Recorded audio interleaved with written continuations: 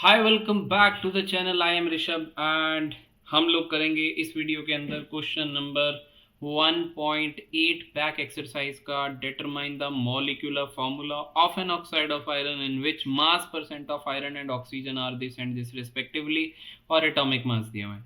तो क्लियर सी बात है कि 1.8 क्वेश्चन में हमको मास परसेंट दिया हुआ है और हमसे मॉलिक्यूलर फार्मूला पूछा है, ठीक है ना।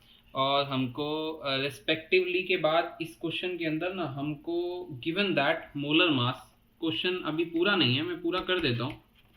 गिवन है मोलर मास, आपका मोलर मास गिवन है 159.8 ग्राम पर मोल, राइट। अब ये क्वेश्चन ठीक हो जाता है।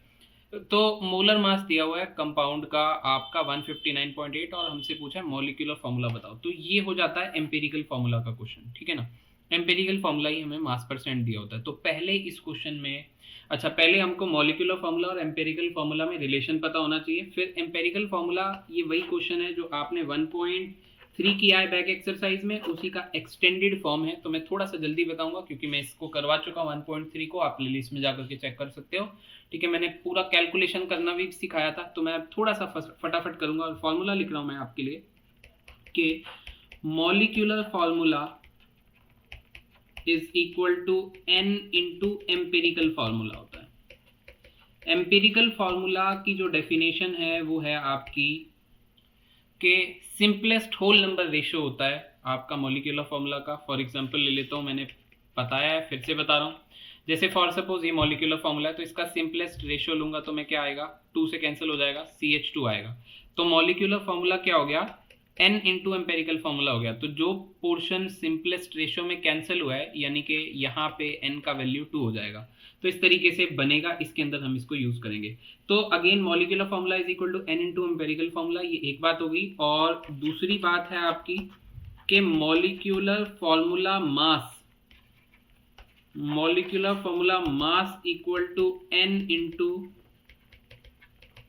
Empirical formula mass. तो एम्पिरिकल फॉर्मूला निकाल के उसका मास वैसे ही निकालेंगे जैसे मॉलिक्यूलर फॉर्मूला में निकालते हैं, हम उसको n से मल्टीप्लाई कर देंगे, या n हमें इस क्वेश्चन के अंदर फाइंड आउट करना है ताकि हम अपना मॉलिक्यूलर फॉर्मूला निकाल पाए, ठीक है। हम इस क्वेश्चन में एम्पेरिकल फॉर्मूला बनाएंगे, फिर एम्पेरिकल फॉर्मूला मास हम मॉलिक्यूलर मास की तरह कैलकुलेट करेंगे, और मॉलिक्यूलर फॉर्मूला मास हमको दिया हुआ है, ठीक है ना। एम्पेरिकल फॉर्मूला मास हम कैलकुलेट करेंगे, मॉलिक्यूलर मास हमको दिया हुआ है, ये रहा 159.8। तो n आ जाएगा, n को ऊपर डाल के निकाल लेंगे। तो इस तरीके से करेंगे। तो पहले मैं एम्पेरिकल फॉर्मूला पे जा रहा हूँ आपके लिए, और एम्पेरिकल फॉर्मूला को बताने के लिए सबसे पहले एलिमेंट लिखते हैं। एलिमेंट मेरे पास यहाँ पे 2 हैं, एक है मेरे पास आयरन और एक है oxygen.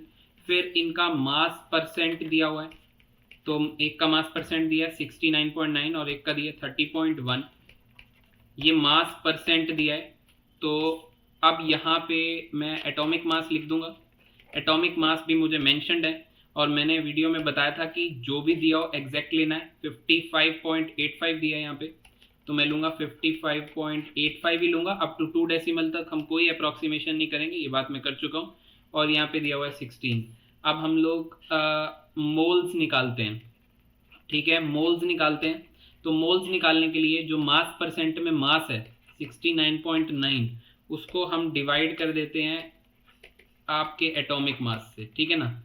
Given mass upon molar mass कर देते हैं। अगेन यहाँ पे भी given mass upon molar mass. Given mass 30 है, सॉरी यहाँ पे गिवन मास 30 है और मोलर मास 16 है, ठीक है। तो this comes out to be, ये आता है 1.25 अप टू 2 डेसिमल तक, कोई गड़बड़ आप लोग नहीं करेंगे, और ये आता है करीब करीब 1.88। अब ये डिवाइड कैसे करना है 1.3 क्वेश्चन में देख सकते हो प्लेलिस्ट में जाकर के। मैंने थोड़ा सा डिवीजन के तरीके भी आपको बताया, हालांकि कोई ऐसी मोटी बात नहीं है, ठीक है। पर आपको अप्रोक्सीमेशन नहीं मारनी है, मैंने इस बात पे बहुत ज़्यादा लोड दिया हुआ है वहाँ पे, ठीक है ना। अप टू 2 डेसिमल तक, तीसरे डेसिमल पे आप लोग मार लो, कोई परेशानी नहीं है। अब मेरे को क्या करना है, सिंपलेस्ट रेशो बनानी है। तो सिंपलेस्ट रेशो के लिए सिंपलेस्ट मोलर रेशो बनानी है, मोलर की सिंपलेस्ट रेशो बनानी है।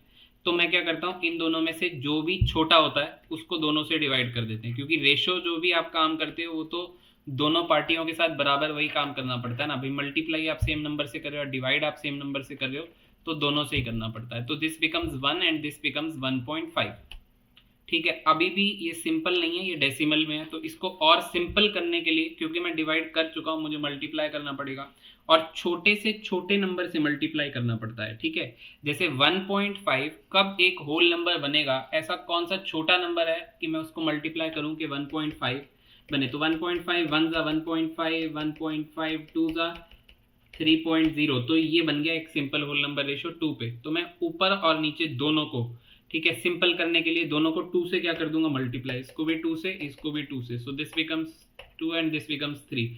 तो empirical formula comes out to be Fe2O3। ठीक है, नाउ एम्पेरिकल फॉर्मूला का मास, तो आयरन का मास आपको दिया हुआ है, कितना दिया हुआ है, एटॉमिक मास 55.85, इसको मल्टीप्लाई करें 2 से। और ऑक्सीजन का मास आपको दिया हुआ है, ऑक्सीजन का मास 16 दिया हुआ है, इसको मल्टीप्लाई करें 3 से। ठीक है, तो Fe2O3 का molar mass comes out to be आपका 159.7, ये आपका आ रहा है इनको करने के बाद। और मॉलिक्यूलर फॉर्मूला मास आपको क्वेश्चन में गिवन था, हम देख लेते हैं कितना गिवन है, 159.8। तो ये तो आपको क्लियर सी बात है बेटा, 159.8 एक बार फॉर्मूले में डालते हैं। तो फॉर्मूला ये रहा आपका कि ये आपका 159.8 दिया है और ये आ रहा है 159.7। तो n की वैल्यू आपको दिख ही रही है, 1 आ रही है। तो जो भी आपका एम्पेरिकल फॉर्मूला था, n की वैल्यू को 1 हम लोग डाल देंगे, ये 1 आ गया। 1 हम ऊपर पुट कर देंगे, Fe2O3 को 1 से मल्टीप्लाई करेंगे, वही आपका मॉलिक्यूलर फार्मूला बनेगा। जो आपका एम्पेरिकल फार्मूला है वही आपका मॉलिक्यूलर फार्मूला बनेगा। और इस तरीके से हमने किया क्वेश्चन नंबर 1.8। अब 1.8 पेपर में आने के चांसेस ठीक ठाक रहते हैं स्कूल के में, ठीक है ना।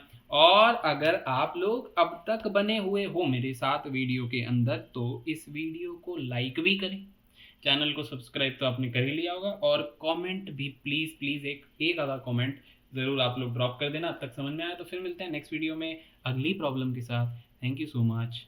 ओके बाय, ठीक है।